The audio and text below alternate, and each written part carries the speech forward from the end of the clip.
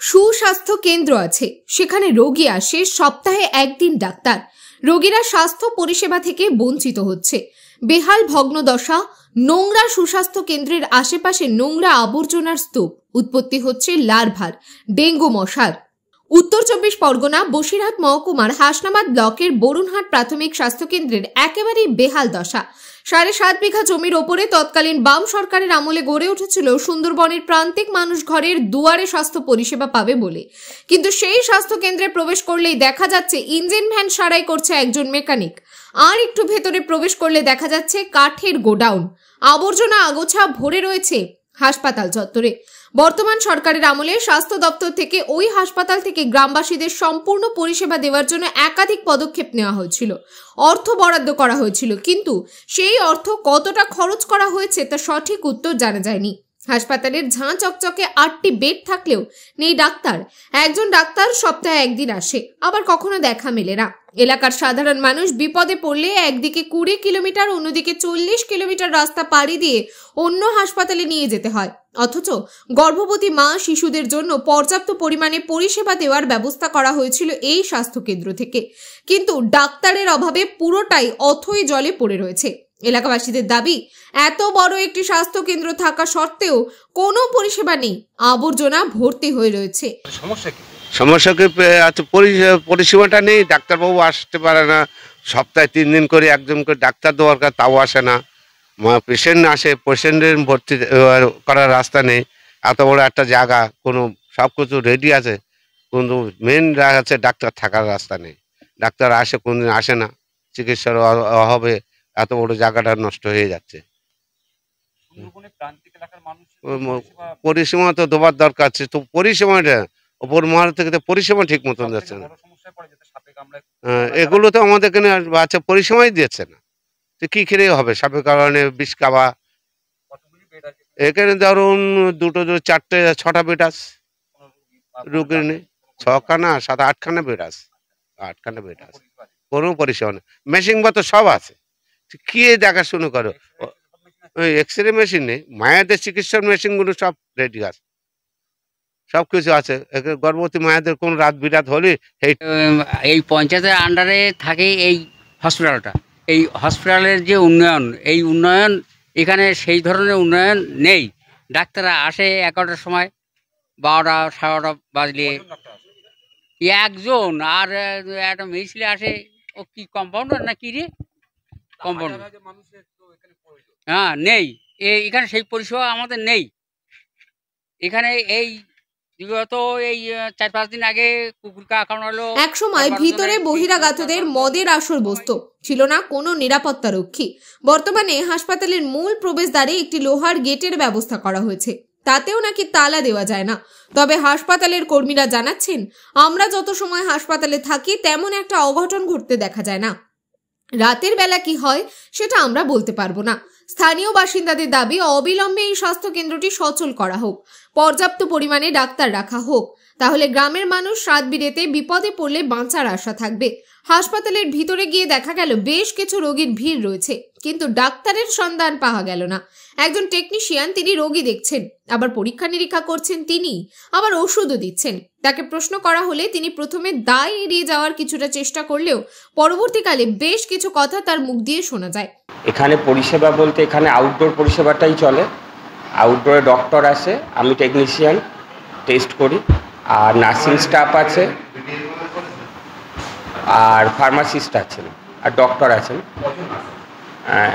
একজন নার্স, একজন ফার্মাসিস্ট, একজন আমি টেকনিশিয়ান, আর একজন ডক্টর আছেন।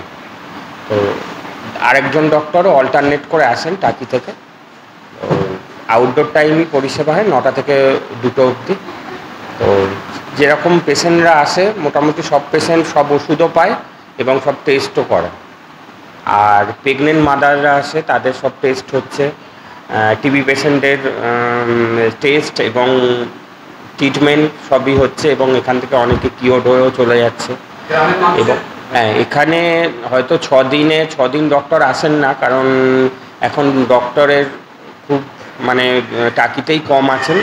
তো ওখান থেকে আমাদের যে এমওআইসি আছেন, ওনাকে তো তুলে নিয়েছে হিঙ্গলগঞ্জে, তো উনি তো আসতেই পারেন না। ওনার পরিবর্তে আরও 2জন আসেন ডক্টর।